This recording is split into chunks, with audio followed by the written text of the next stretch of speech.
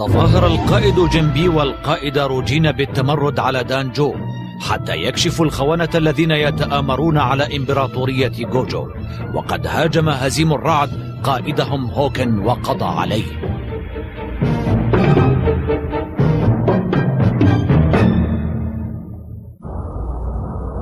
نجحت يا هزيم في أداء مهمتك، ونجحنا نحن في القضاء على سفن الأسطول كلها. تحياتي لك ولجنودك الأبطال. هزيم، الإمبراطور دانجو مسرور منك، ولا سيما أنك استطعت انتزاع اسم زعيم الخونة من فم هوكن. ستحصل على مكافأة منه. تعرفين أنني لا أهتم بالمكافآت والهدايا. كنت أعلم أنك ستقول هذا. بعد أن تقابل الإمبراطور سأدعوك أنت ورجالك إلى حفلة عشاء. ما قولك في ذلك؟ هل أنت موافق؟ تكلم. شكرا جزيلا لك. هل أنتم موافقون يا رجال؟ ها؟ اسمع يا هزيم، أنت لم تتخلى حتى الآن عن تهورك وطيشك. أنا قائدتك والمسؤولة عنك، ومن واجبي أن أنبهك إلى هذا الأمر لعلك تتغلب عليه. فكر في أي عمل تقدم عليه، ولا تندفع إليه بإحساسك وحده. افهمني، اندفاعك أدى إلى نتائج جيدة، هذا ما حدث حتى الآن، لكنه قد يؤدي إلى نتائج سيئة تدفع حياتك ثمنا لها. احذر من تهورك يا هزيم. حسنا يا سيدتي، سأفكر في كلامك.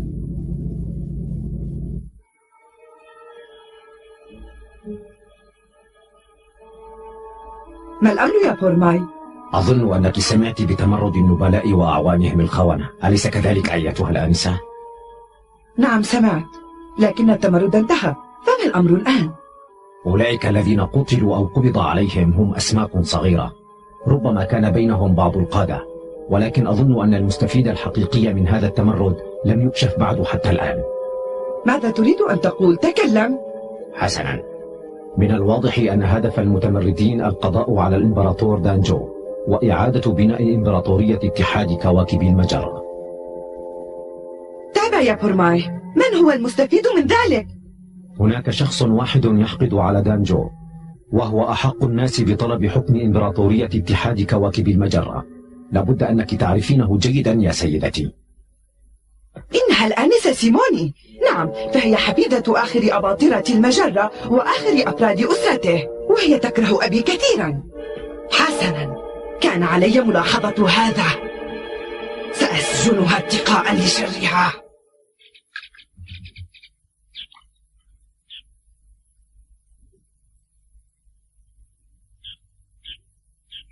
أنسة سيموني، سمعت أن هزيم الرعد قام البارحة بعمل بطولي. صحيح؟ لابد أنهم سيحتفلون الليلة بذلك ويزعجوننا. ربما. كيف تدخلون البيت من دون استئذان؟ يا آنسة، سنعتقلك لاشتباهنا أنك تقودين الخونة. ما الذي تقوله؟ أرجو منك أن تأتي معنا، وإلا سنستخدم القوة. لحظة من فضلك، من الذي أمرك بأن تعتقلني؟ لا تكثري من الكلام يا سيموني. لقد تبين لنا أنك كنت تقودين الخونة، فأمرت باعتقالك. ريلا، ما هذه التهمة التي توجهينها إلي؟ أنت تعرفين أنني لا يمكن أن أفعل ذلك أبدا. كنت تحاولين إقناعنا أنك وديعة مثل قطة. لقد نجحت في ذلك مدة طويلة، ولكن أنا لهذه اللعبة أن تنتهي ويفتضح أمرك. أنت تنوين قتل أبي. اسمعي يا ريلا، يحق لك أن تشكي بي، فوالدك عدوي. عندما قضى دانجو على حكم أبي حقدت عليه وتمنيت لو أستطيع أن أقتله. هل رأيت؟ أنت تعترفين الآن. لا يا ريلا، فبعد أن عشت بينكم بدأت أنسى حقدي شيئا فشيئا، وحتى لو كنت أفكر في الانتقام من دانجو فأنا لن أعاون الخونة أعداء جوجو. هذا الكلام عاطفي ومؤثر في النفوس، ولكنه غير مقنع أبدا يا سيموني. ماذا تنتظرون أيها الجنود؟ هيا قيدوها بالحبال. حاضر. لا تقتربوا منها أرجوكم، إنها بريئة بريئة بريئة. لن ابتعدي، لنقبض عليها.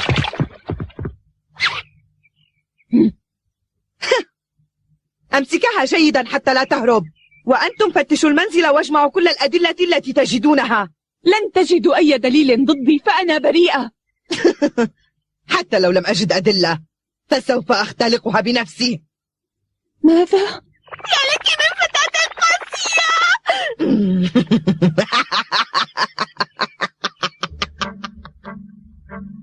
هذه الوليمة هدية من القائد روجينا على ما قمتم به من بطولات. أرجوكم تفضلوا، كلوا ما يحلو لكم، تفضلوا. هنالك أيضا وجبة من الفواكه والحلوى. يبدو الطعام لذيذا جدا. أشعر أنني سألتهمه كله من دون أن أشبع. ما هذا يا تاسكي؟ ألا تريد أن تترك شيئا لهزيم؟ لا تقلق عليه، سيجد ما يأكله. ولكن أين هو؟ لقد تأخر كثيرا. أرسله الإمبراطور دانجو في مهمة قتالية جديدة. ماذا؟ لا يمكنه أن يذهب في مهمة قتالية وحده. ألا تعلم أنه لا يستغني عني؟ اجلس يا تاسكي، كنت أمزح معك. وهل تسمي هذا مزاحا؟ مزاحك لا يحتمل أبدا. دعني أريد أن آكل.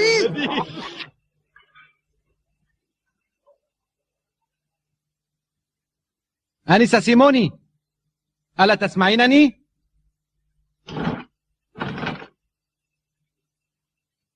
ألست هنا؟ لقد قدم لي الإمبراطور دانجو هدايا كثيرة، ولكني لا أريد منها سوى ما يؤكل. احتفظي بها أنت. سأتركها هنا.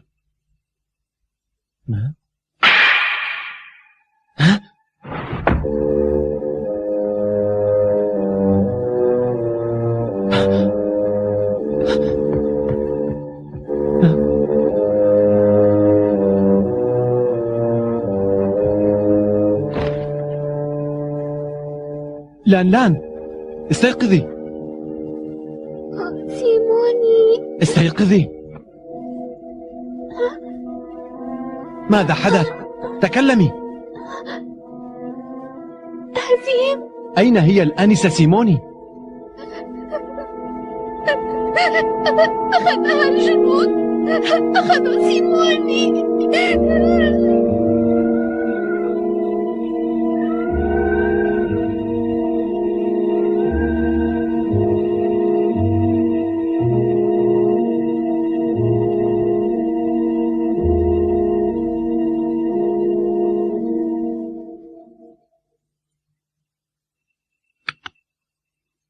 لان، أعطي هذه الرسالة للقائد روجينا.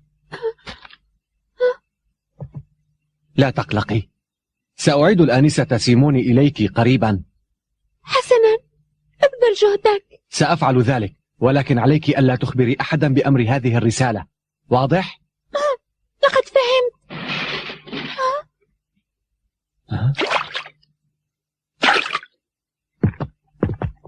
سيدي، أنت هنا؟ أهذا أنتم؟ هل هناك مشكلة ما؟ انتظرناك في المطعم طويلا، لكنك لم تأتي، فجئنا حتى نطمئن عليك.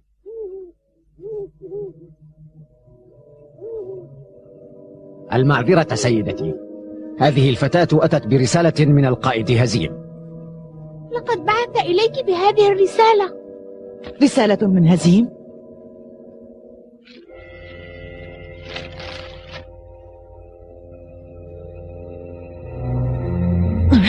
الأحمق!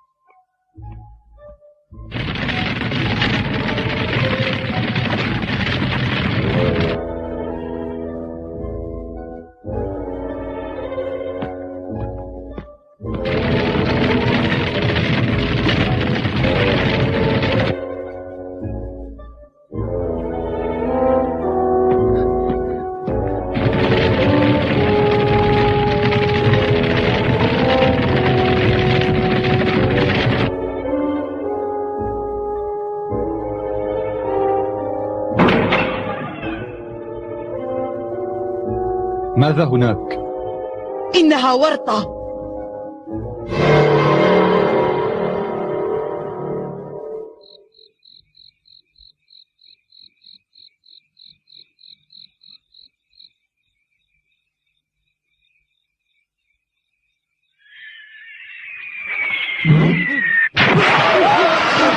ما هذا؟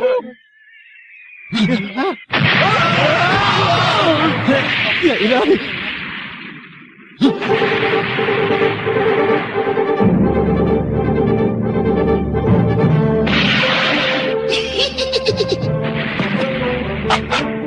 خذوا هذه الهدية.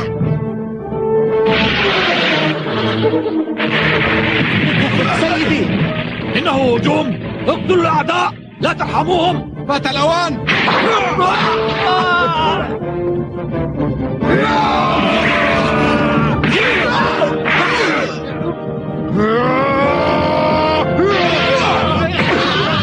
هزيم، هيا. حسنا.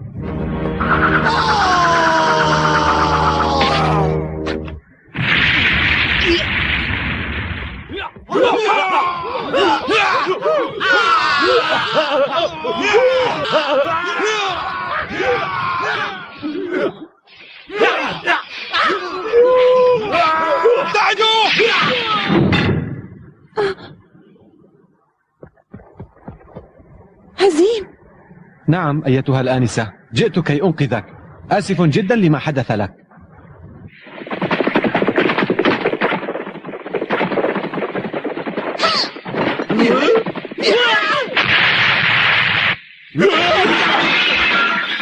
هيا.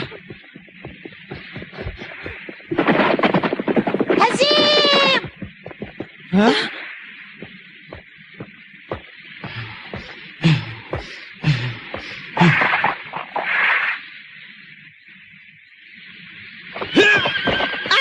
انتظر.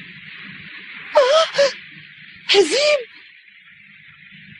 ما معنى هذا التصرف؟ سيموني ليست مذنبة، إنها بريئة. بل هي قائدة المتمردين، فلا تنخدع بطيبتها. هل لديك أي دليل ضدها؟ تلك الفتاة كانت ستقتل أبي. مستحيل. أنا واثق بأن سيموني ليس لها علاقة بالمتمردين. هيا يا هزيم، اتركها وعد إلى منزلك، وسأتغاضى عما فعلته. لن أفعل. هزيم.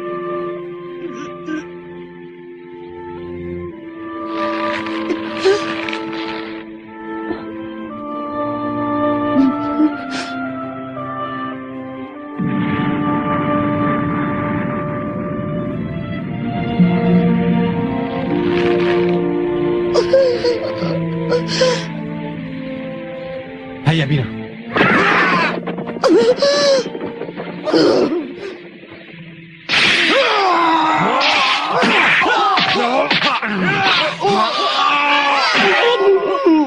توقفوا. الفتاة سيموني هربت. الحقوا بها ودعوا هذه الأسماك الصغيرة. نحن لسنا أسماكا أيتها المغرورة.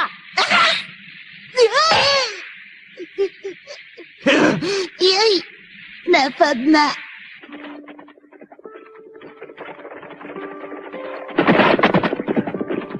هزيم، أخبرني، لماذا أنقذتني؟ أنت بريئة، ولهذا جئت وأنقذتك من السجن. ولكن يمكن للأنسة ريلا أن تختلق أي دليل لتدعي تورطي مع المتمردين، وعندها ستعد متورطا معي وستعاقب أيضا. إذن سنعاقب معا يا سيموني. لا أفهمك. كنت وما أزال أتمنى أن أقتلك، فأنا أكرهك لأنك قتلت والدي. أعرف أنك تكرهينني ولا أستغرب ذلك. إذن لماذا ساعدتني؟ هل يمكنك أن توضح لي ذلك؟ عندما قتلت والدك كنا في حالة حرب، وكان يمكن أن يقتلني هو، ولكنني انتصرت عليه. والآن؟ الآن أنت في حمايتي، ولن أسمح لأحد أن يزعجك.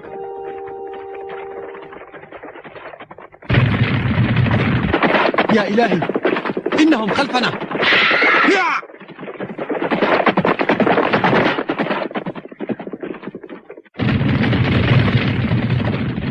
أسرعوا.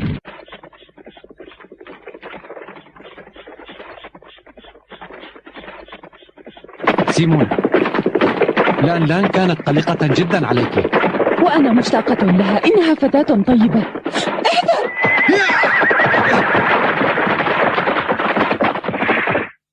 إنها مصيدة.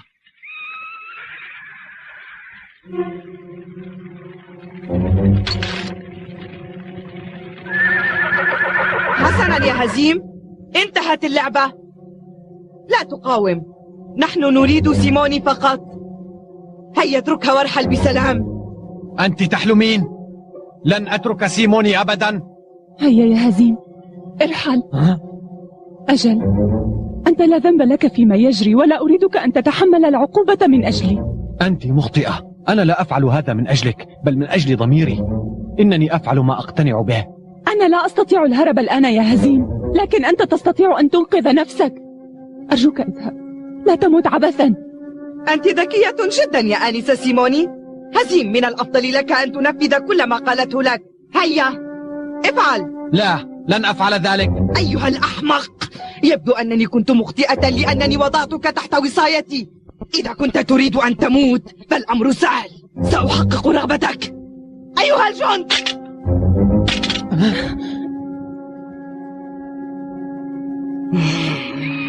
توقفوا.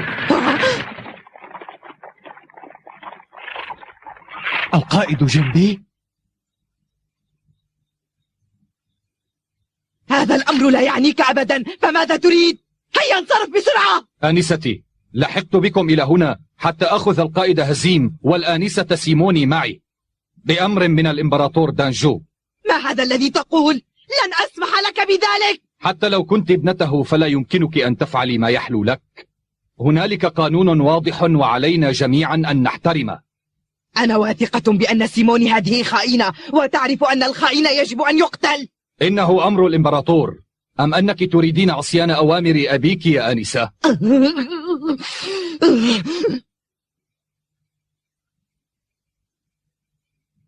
سأرى أبي وأطلب إليه أن يقتلها، وأن يقتلك أيضا يا هزيم الرعد. لن أسامحك أبدا أبدا. أيها القائد هزيم، حتى لو كانت سيموني بريئة فأنت مذنب، لأنك هاجمت منزل الآنسة ريلا وسوف تعاقب. هل أنت مستعد؟ نعم، ولكن لدي طلب واحد. ألا يعاقب رجالي. أنا سأتحمل المسؤولية. حسنا، أعدك بذلك. هذا رائع. شكرا لك أيها القائد. شكرا لك سيدتي. لقد حذرتك، تهورك سوف يقضي عليك. آسف جدا. أما هذه فسوف أعدها لم تكن.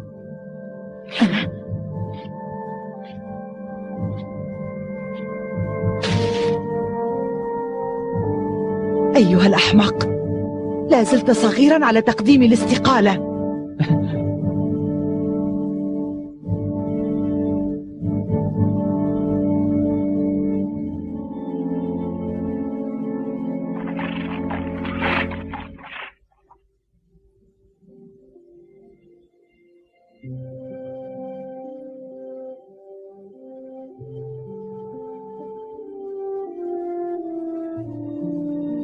نجح هزيم الرعد في إنقاذ سيموني، لكنه سجن عقابا له على مهاجمة منزل ريلا. الزمن في السجن يمر ببطء شديد جدا، وعلى هزيم الرعد أن يتحمل ذلك.